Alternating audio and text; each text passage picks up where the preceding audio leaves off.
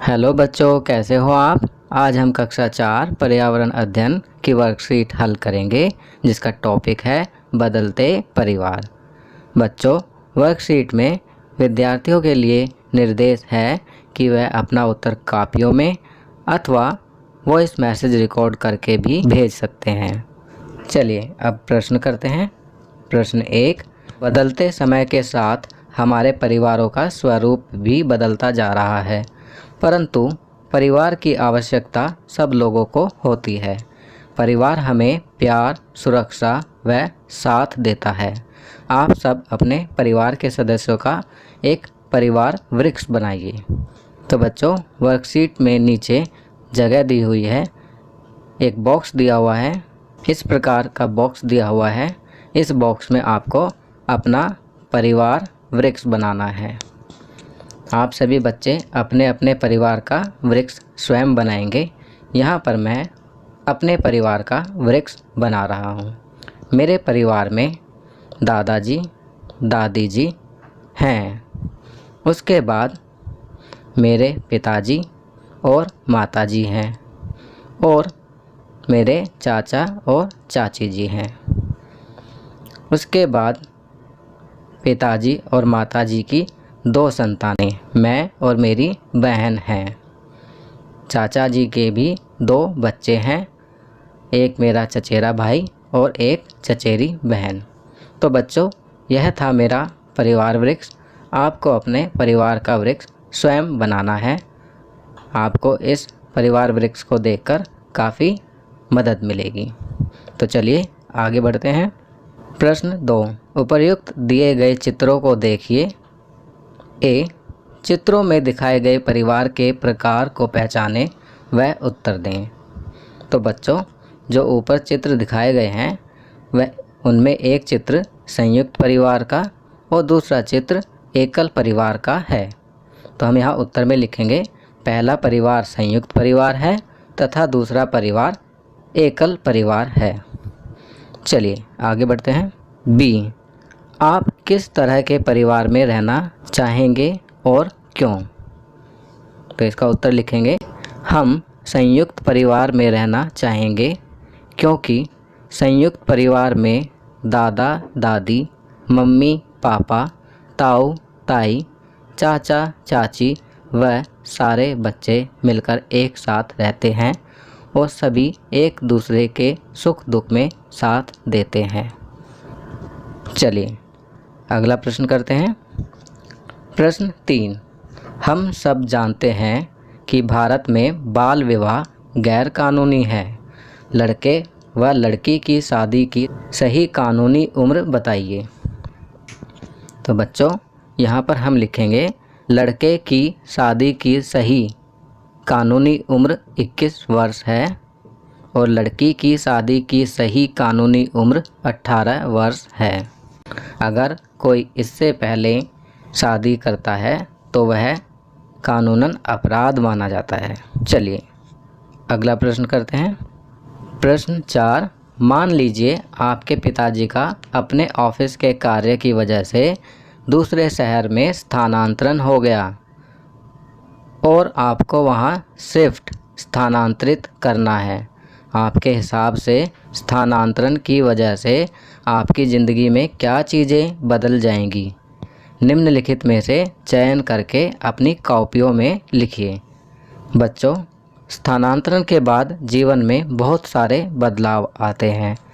जैसा कि यहाँ पर कुछ चीज़ें लिखी हुई हैं, तो उनमें से हम लिखेंगे जो चीज़ें स्थानांतरण के बाद बदल जाएंगी वो होंगी, पहला घर, दूसरा पड़ोसी, तीसरा खाना, चौथा दोस्त, पांचवा भाई का स्कूल, छठा मौसम, सातवां खेलने का मैदान। क्योंकि जब हम एक जगह से दूसरी जगह जाते हैं तो हमारे साथ ये सब चीज़ें बदल जाती हैं, क्योंकि जहाँ नई जगह जाएंगे तो वहाँ पर उस जगह के हिसाब का खान पान और रहन सहन होता है। हमारे वहाँ नए दोस्त बनते हैं और खाना पीना भी उसी स्थान के हिसाब से होता है। मान लीजिए आप उत्तर भारत में रहते हैं और आपके पिताजी का स्थानांतरण दक्षिण भारत में हो जाता है, तो उत्तर भारत और दक्षिण भारत के खान पान में बहुत ज़्यादा अंतर है, इसीलिए हमारा खान पान भी बदल जाता है। चलिए अगला प्रश्न करते हैं। प्रश्न 5 का पहला, ऊपर दिखाए गए चित्र में क्या हो रहा है? आप देख सकते हैं कि ऊपर चित्र दिखाए गए हैं जिसमें एक दुल्हन है जो कि पहले अपने मायके में और उसके बाद ससुराल में, तो शादी से पहले का घर और शादी के बाद का घर और परिवार दिखाया गया है। तो इसमें हम लिखेंगे, ऊपर दिखाए गए चित्र में एक लड़की शादी होने के बाद अपने घर से ससुराल आई है। दूसरा, शादी के बाद क्या क्या बदल जाता है? निम्नलिखित में से छांटकर अपनी कॉपियों में लिखिए। तो बच्चों, शादी के बाद खाना, घर, माँ, पिता, रिश्तेदार, कपड़े आदि ये सब बदल जाते हैं, क्योंकि जब एक लड़की शादी होने के बाद ससुराल में जाती है तो उसे ससुराल के हिसाब किताब का खाना पीना बनाना पड़ता है, खाना पड़ता है। ससुराल में उसका एक और घर हो जाता है, माता पिता का घर छूट जाता है और ससुराल में नया घर बन जाता है। माता पिता मायके में रह जाते हैं, ससुराल में सास ससुर ही माता पिता का रोल निभाते हैं और पति के परिवार के रिश्तेदार नई रिश्तेदारी में जुड़ जाते हैं। फिर ससुराल में ससुराल के हिसाब किताब के कपड़े पहनने होते हैं, तो इसलिए खाना, घर, माँ, पिता, रिश्तेदार, कपड़े इत्यादि ये सब बदल जाते हैं। चलिए अगला प्रश्न करते हैं। प्रश्न 6, आसपास देखिए और बताइए। पहला, क्या आपके आसपास कुछ ऐसे बच्चे हैं जिन्होंने हाल ही में विद्यालय छोड़ दिया है? तो इसका उत्तर लिखेंगे हाँ।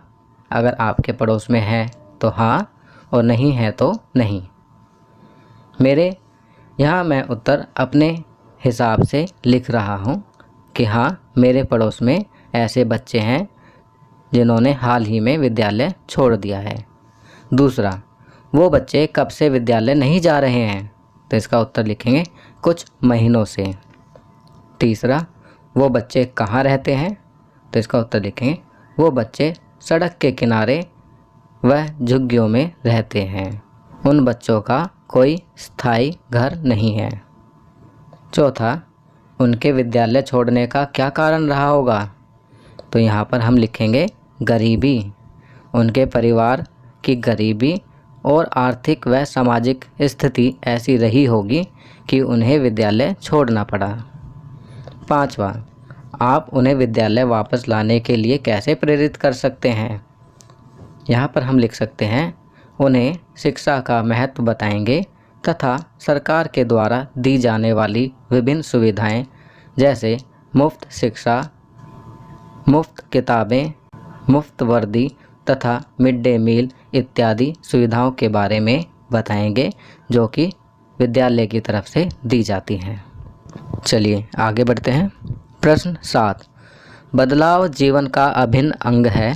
आपकी ज़िंदगी में आए किसी भी बदलाव के कारण अपनी ज़िंदगी का एक अच्छा संस्मरण लिखिए और एक ऐसा संस्मरण भी लिखिए जो आपको अच्छा नहीं लगा।